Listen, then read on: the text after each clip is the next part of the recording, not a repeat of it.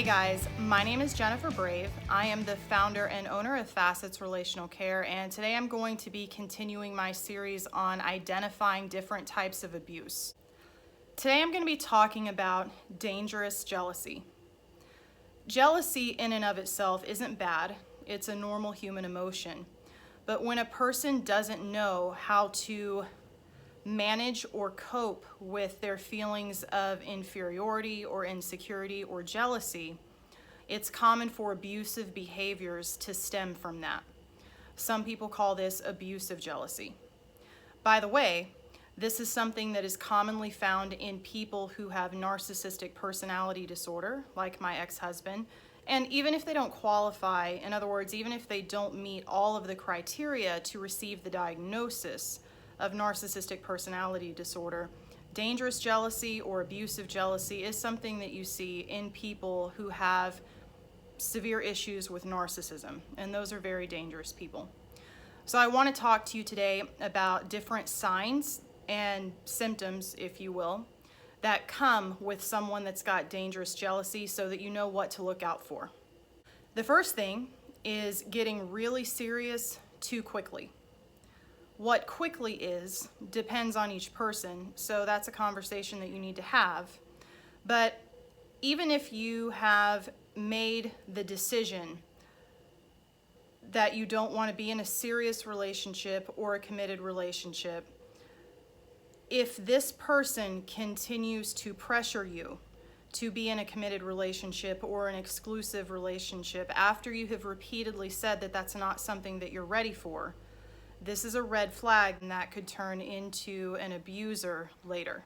And even already, technically, that's a violation of your boundaries. Or I should say, it's a demonstration of a lack of respect for your boundaries.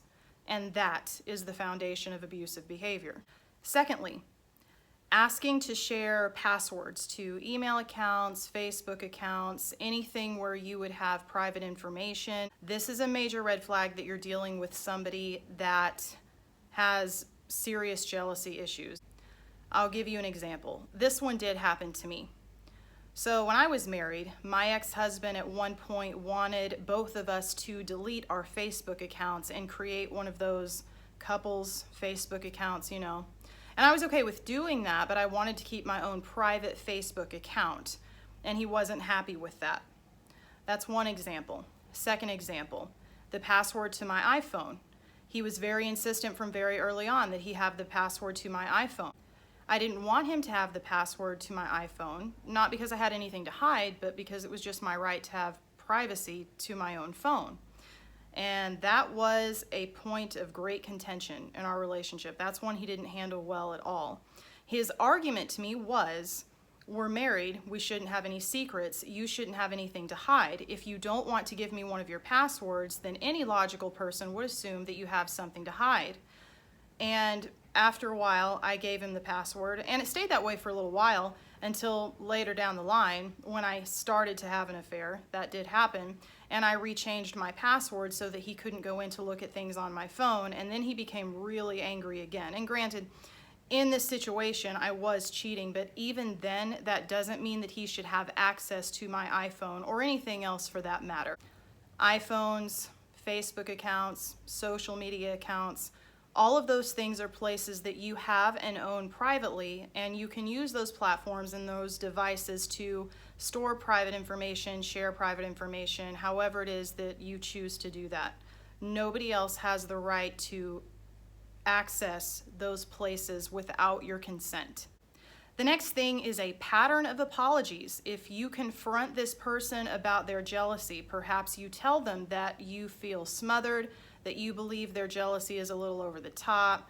You tell them, I don't appreciate that you're pressuring me to commit this soon when I told you I don't want to.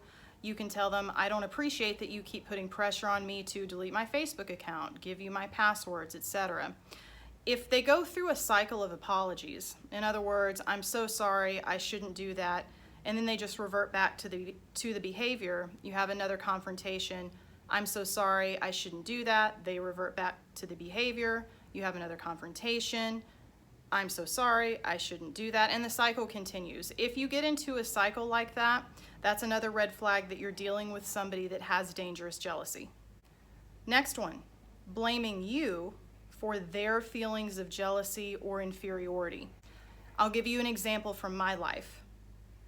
Before my husband and I got married, I had a job as a 911 dispatcher, and I had an office. I made friends with a lot of the people that worked there, other dispatchers, office personnel, police officers, etc.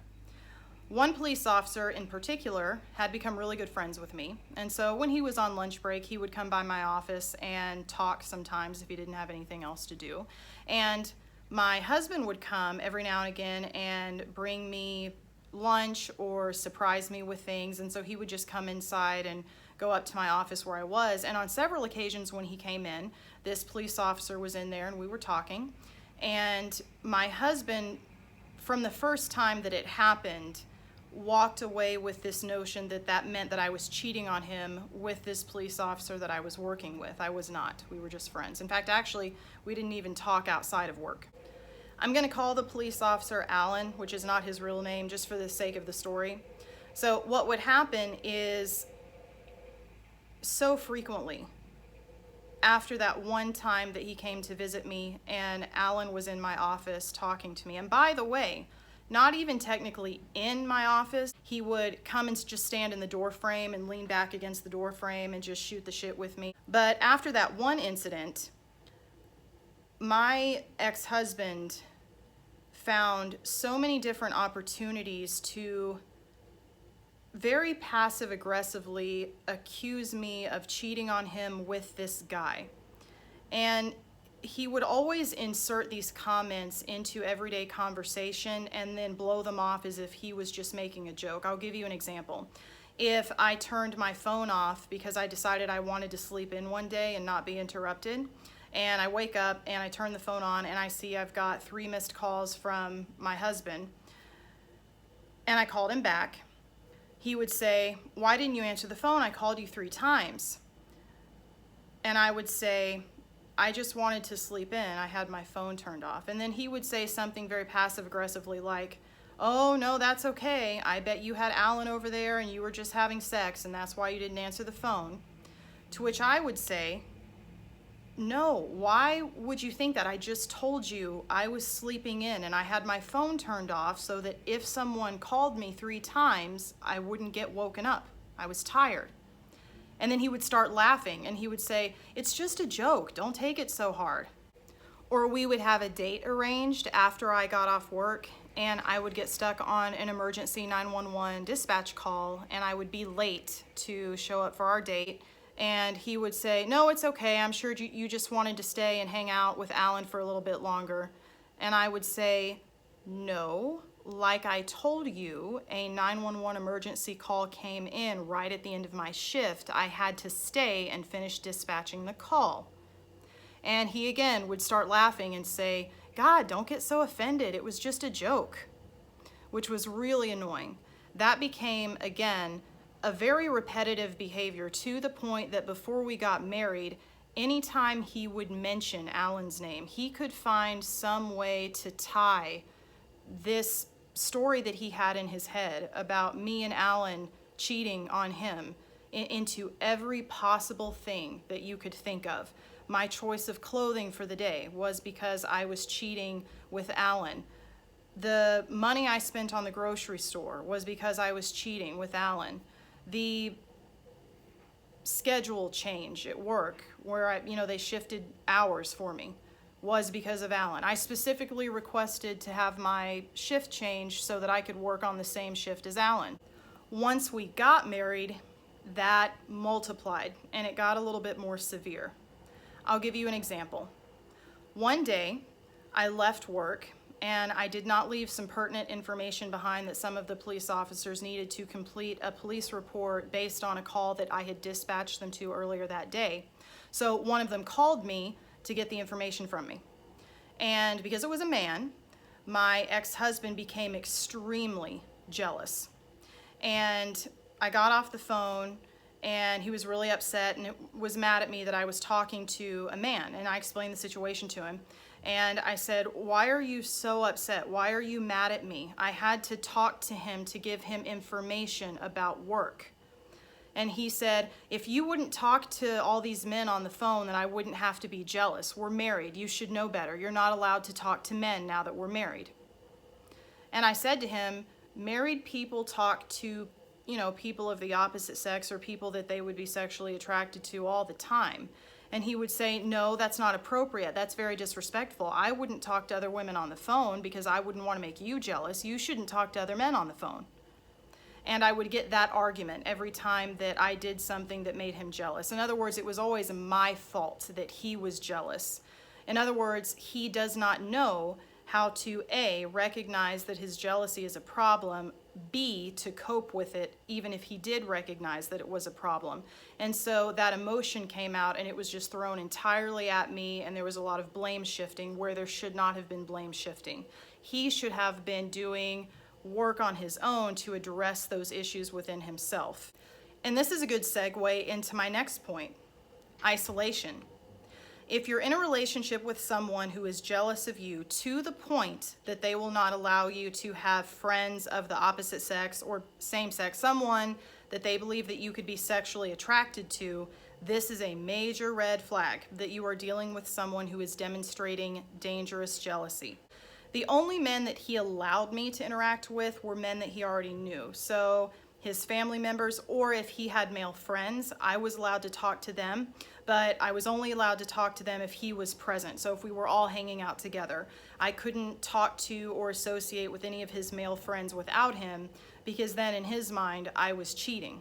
And unfortunately, in my particular situation, the church that I grew up in taught that if you're married, it is disrespectful, and really, they taught that it was sinful for a man and a woman to do things with someone of the opposite sex that wasn't their partner, because specifically it could lead to opportunities to be tempted to cheat.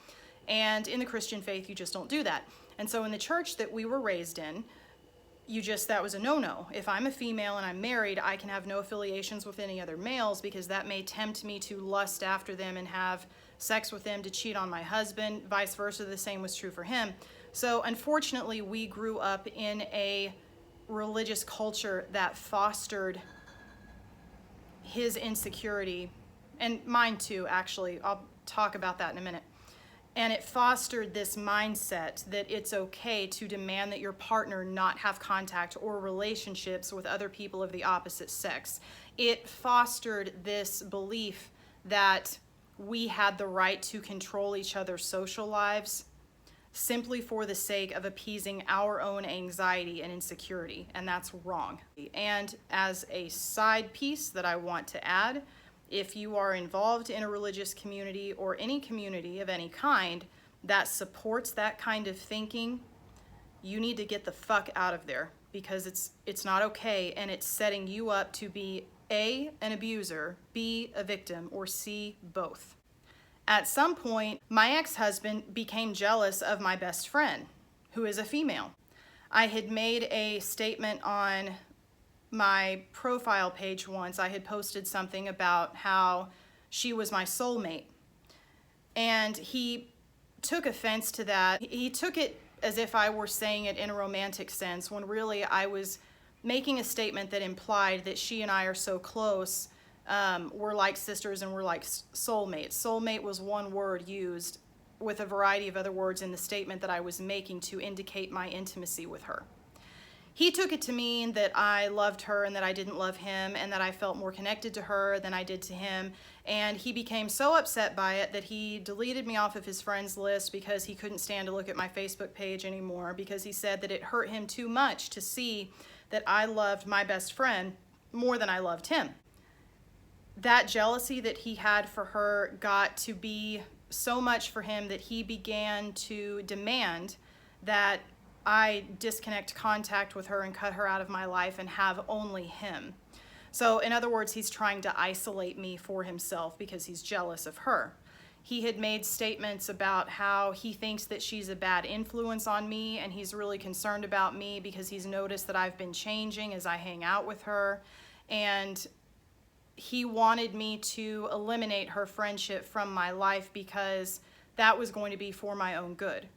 I wouldn't have a bad influence in my life anymore. And he had a list of reasons as to why he thought she was a bad influence, none of which made any sense in the logical world. You're a heterosexual couple, and the man becomes jealous of even other females. That's a red flag that you're dealing with someone that has got dangerous jealousy, probably dealing with a narcissist. You need to get the fuck out of there. Next point, stalking. This happened to me too. He started stalking me because a year prior to our divorce, I had decided to end the relationship with the man that I was having the affair with. And I decided to go to my husband and tell him what I had done. The relationship was over. I wasn't going to do it again, and just try to put our marriage back together. So he, in his mind, thought that he was justified in stalking me after I filed for a divorce because, and these are his words, the divorce is not finalized yet. You are still technically my wife. You cannot date other men. You cannot talk to other men. You cannot have sex with other men until the divorce paperwork is in place and we've both signed it. This is after he had already moved out. In fact, at this point, we had been separated for 2 or 3 months, actually. And if we're going to be technical about it, he's not really wrong. The papers haven't been signed, so technically we're still married. I am still his wife. However, in the real world, I don't think there's anybody that can honestly buy into this idea that if you filed for a divorce, you've separated, you've moved out, you're, getting all the finances and the custody of the kids and everything arranged, that you should still adhere to this. You can't talk to anybody of the opposite sex, hang out, meet, have sex with. I mean, it's over at that point. You know what I mean? If you file for a divorce, you've just got paperwork left. You know what I mean? That's my perspective. I think that's the perspective of most people anyway. But even then, he was so incredibly jealous at the idea of another man having me that he started stalking me. I caught him stalking me, by the way. I don't know how long he had been stalking me, but I caught him doing it. And I had to call the police and get them involved. There's another sign. If someone is stalking you, no, that's dangerous jealousy. They gotta go. In fact, I'm even going to go so far as to say, even if you're married or you're in a committed relationship and this person suspects that you're cheating on them or they're jealous and they're stalking you, just because you are in a committed relationship with someone does not mean that that person has the right to know everywhere that you go, everyone that you're with, everything that you're doing. You have the right to your own privacy, married or not, committed or not. You do not have to earn the trust of the person that you're with. And I'm going to make it a point to highlight that statement. You do not have to earn the trust of the person that you're with. Here's why. When you design a relationship where trust is earned, you have got one person that has all the trust, they can give it as they choose, and you have another person who has to earn it. There's a problem with this. Relationships are this, not this. So in other words, if I am in a situation where I'm made to feel like I have to earn his trust, he can treat me however he wants to treat me. He can come up with a whole list of ridiculous things to do, humiliating things even. He may use that belief system that I have to earn his trust to manipulate me into giving information about myself away that he wants to have, which, by the way, is one of the things that he did, because he knows that I'm of the mindset that I have to earn it. That's not okay. Trust is not earned. Trust is a decision. And I'm going to make another statement to take it a step farther. Even if you've cheated and you've had an affair, the person that you cheated on, that person who's been hurt, and by the way, the hurt is justified, you do not have to earn their trust back. They have to choose to give it to you. They can choose not to. That's fine. Your responsibility is to keep your word. If you said you're not going to do it again, don't do it again. Live your life and behave in such a way that you don't have another affair. But this person has to choose to trust you. They are not automatically entitled to the passcode for your iPhone, the login information for your Facebook page. They don't get to put a GPS phone tracker on your phone to monitor where you are 24 hours a day, 7 days a week. They don't get to read your journal or your diary. They don't get to go behind your back and grill all of your friends about where you were and what you did and double check with them just to make sure that you weren't lying. This is unacceptable. That is dangerous jealousy. So even in those instances, trust is given, it is not earned. This is a very important concept to grasp, because if you are of the mindset that trust is earned, again, one of you is on top, the other person is underneath. The person on top can manipulate or control that relationship any way that they want, because they know that the person underneath of here feels guilty and believes that they owe something to them. Trust is always given, it is never earned. If you are in a relationship with someone that is demanding that you earn their trust, you need to get out of that relationship. The next one, forced confessions. If your partner believes, with or without evidence, that you are cheating, that you are talking to other men on the phone, that you're doing anything that they have deemed in their mind to be unacceptable, it doesn't even have to be an affair, and they grill you and force you, and I know you're doing it, just tell me, come out clean. This is a sign of dangerous jealousy. It's something that's commonly found in people who have issues with narcissism. It's a red flag that you need to get out of that relationship. And this happened to me as well. In my situation, after we had separated, I had went on a few dates with another guy. We had sex. And somehow or another, my ex-husband found out about it. And he was very, very upset because, again, there was paperwork that still said we were married. Therefore, I was not allowed in the 6 months that our divorce, was processing to talk to other guys, meet other guys, let alone have sex with them. Had sex with him one time. But again, that's beside the point. It doesn't matter. I can have sex with somebody if I want to have sex with somebody. And he took me out to dinner, which was really weird because once I filed for the divorce, the abuse that I had already been subjected to had multiplied times 100. And he came out of the blue one day and offered to take me out to dinner. He was going to pay for it. He had gone on to say, I'd like to call a truce. I'm not angry with you anymore. I'm not going to be mean. I'm not going to put any pressure on you. I know that you don't like when I do that. I just want to have closure in our relationship. I would like both of us to just put everything on the table. That way we can wash our hands of this and we'll just go home and deal with our stuff and move on with life. And I wish that I would have listened to my gut. I did not. Still being someone that had been groomed for 10 years to be a victim of a narcissist, I fell for it. And we went to dinner, and I was hesitant the whole time through dinner. He kept saying, have you cheated with anybody else? And I would say no. And he would say, are you sure there's no one else? And I would say no. And he would say, you can tell me if you've had sex with anybody else after the first guy that you cheated on me with. It's okay, I'm not gonna be mad. I just wanna clear the air and get the truth out there. And I forgive you for everything already. I just want all of this to be done. I don't think we can finish this until we both know that we've been fully honest with each other. And he put pressure and pressure and pressure. And so finally, I told him, I said I did go on a date with this guy last month that I met and we had sex. And he took it great on the outside because he was a manipulative narcissist. And what I didn't know is that he was trying to get information from me because he was putting together a case to take me to court to try to get full custody of our daughter.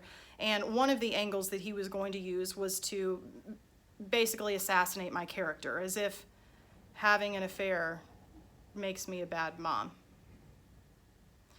Anyways, he wound up using that information to hurt me as the divorce went on, and it became a piece of information that wound up being at the center of a lot of the aggressive tactics that he used to attack me and to try to take money from me and our daughter from me, etc., etc. Forced confessions are a sign of dangerous jealousy. If you are with a partner that is trying to force you to confess to something that they believe is a form of cheating, even if you did or didn't do it, get the fuck out of that relationship. You do not owe anyone a confession, real or otherwise, unless you want to give a confession. It's your life. You don't owe anybody any information that you don't want to give. This is the last point. And in this instance, I'm going to use myself because I too am an insecure person. I don't know, we might even call it pathologically insecure when my husband and I were together. I didn't really start to develop any sense of self-worth until after I filed for a divorce and I got away from him. He moved out and we separated, and I got out of that toxic environment. I grew up in a home with a dad that constantly called me stupid and that openly cheated on my mom all of the times. I mean, we lost count of the number of women that he cheated with. I don't know if he even could keep count anymore. My dad would always make very derogative, sexist jokes about women, and he would make them to me and my sister even at a young age, implying that we were less than because we were female, so we had no worth. So I grew up in a home where I was being subjected to that type of verbal abuse, and I was watching a pattern of behavior between my mom and my dad where my dad just got to decide that he was bored with my mother. So I already came into our marriage with a wound there, and I had absolutely no self-esteem. And then I go into my marriage with my husband, and he treats me like complete shit, and that makes me feel even worse. And not to mention the fact that prior to me leaving my parents' house and marrying my husband, the few serious relationships that I had had ended very, very badly and personally in such a way that I was made to feel like something was wrong with me because that person didn't want me anymore. This is not an excuse for my behavior. It's just a backstory so that you understand. When I was in a relationship with my husband, I had a few rules. He wasn't allowed to watch pornography. He wasn't allowed to go to strip clubs, and he wasn't allowed to watch any films or television that had nudity or sexual scenes in them. I would become extremely upset if that happened. It was a very, very hurtful thing to me, and that's not okay. I didn't have the right to do that.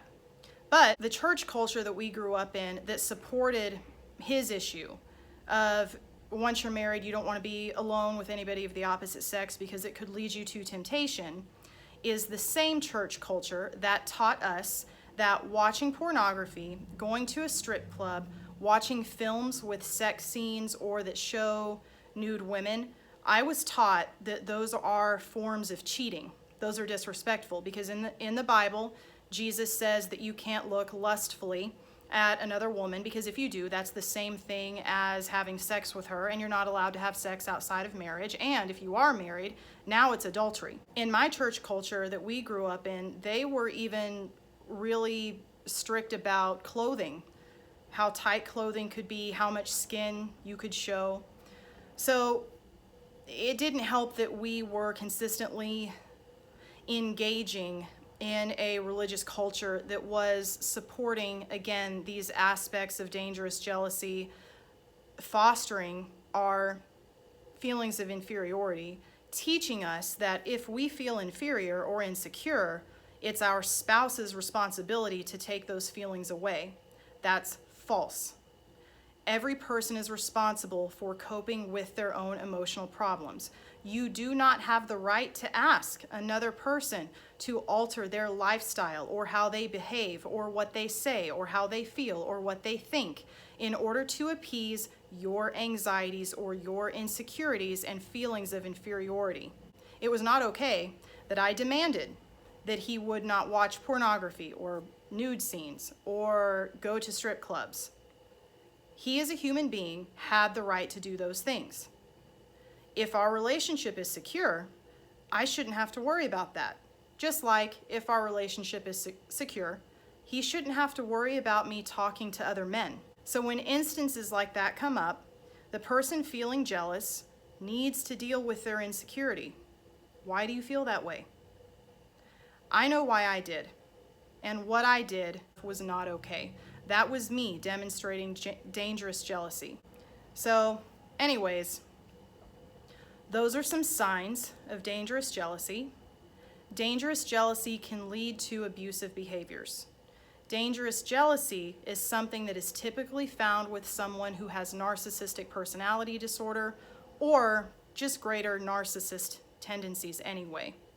Narcissism is dangerous in relationships because narcissistic abuse is very, very common when you have someone that has such low self-esteem and such great feelings of inferiority, and they don't know how to cope with it. Abuse typically comes hand in hand with these types of people. So knowing how to identify signs of dangerous jealousy early on is key to getting the fuck out of there before this person grooms you as a victim and destroys your life, because that's what they're going to do.